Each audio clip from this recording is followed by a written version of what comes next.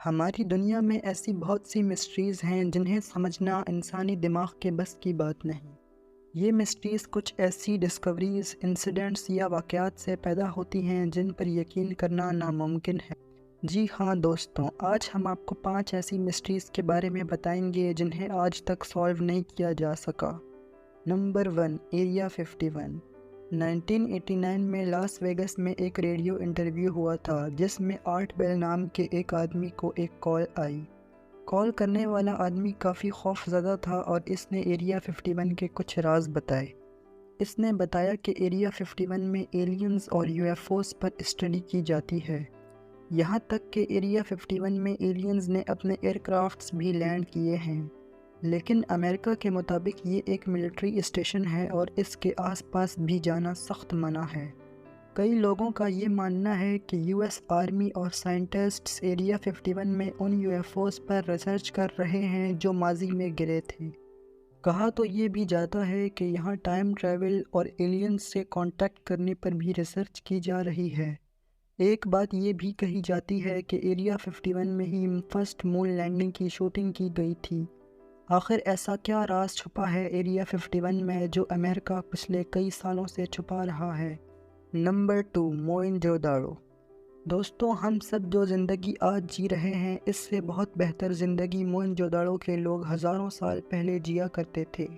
موئن-جو داڑو 8000 سال پرانی سویلائزیشن ہے اور یہ دنیا کی سب سے پرانی سویلائزیشنز میں سے ایک ہے۔ حیرت انگیز بات تو یہ ہے کہ اس شہر سے ملنے والی مہریں، مٹی کے برتن اور دیواروں پر لکھی گئی ہینڈ رائٹنگز کو آج تک کوئی نہیں سمجھ سکا۔ یہاں سے ایسی قدیم قیمتی چیزیں ملی ہیں جو ان لوگوں کے رہن سہن کا طریقہ بتاتی ہیں اور جن کو دیکھ کر انسان حیران رہ جاتا ہے۔ لیکن موئن-جو داڑو کے لوگوں کے ساتھ ایسا کیا ہوا کہ ان کا دنیا سے نام و نشان مٹ گیا، یہ آج تک کوئی نہیں جان سکا۔ سائنٹسٹس کا ماننا ہے کہ یہاں نیوکلیئر اٹیک ہوا تھا جس کی وجہ سے موئن-جو داڑو تباہ ہو گیا۔ لیکن سوچنے والی بات تو یہ ہے کہ اتنا عرصہ پہلے تو نیوکلیئر ٹیکنالوجی ہی نہیں ہوتی تھی، تو بہت سے لوگ یہ کہتے ہیں کہ یہاں کوئی طوفان آیا تھا جس کے نتیجے میں یہ لوگ غرق ہو گئے۔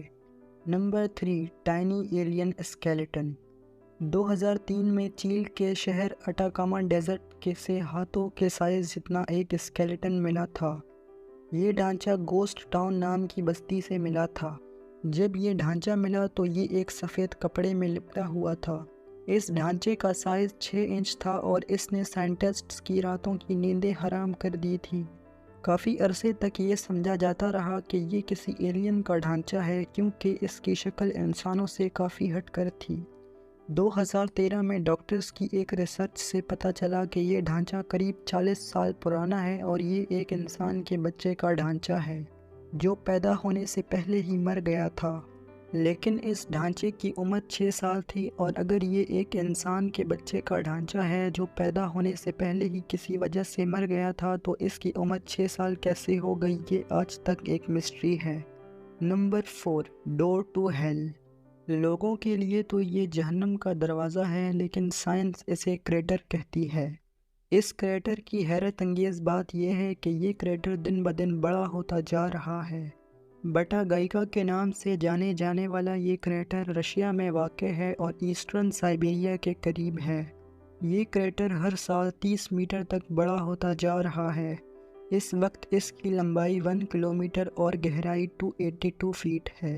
لوکلز کا ماننا ہے کہ اس کریٹر کے اندر سے عجیب و غریب آوازیں سنائی دیتی ہیں، اسی وجہ سے اس کا نام جہنم کا دروازہ یا پھر ڈور ٹو ہیل رکھا گیا ہے۔ سائنٹسٹس کا کہنا ہے کہ گلوبل وارمنگ کی وجہ سے ارتھ کا یہ حصہ میلٹ ہو رہا ہے جو لاکھوں سالوں سے فروزن کنڈیشن میں تھا، پر آج بھی اس کریٹر کو بہت خوف کی نگاہوں سے دیکھا جاتا ہے۔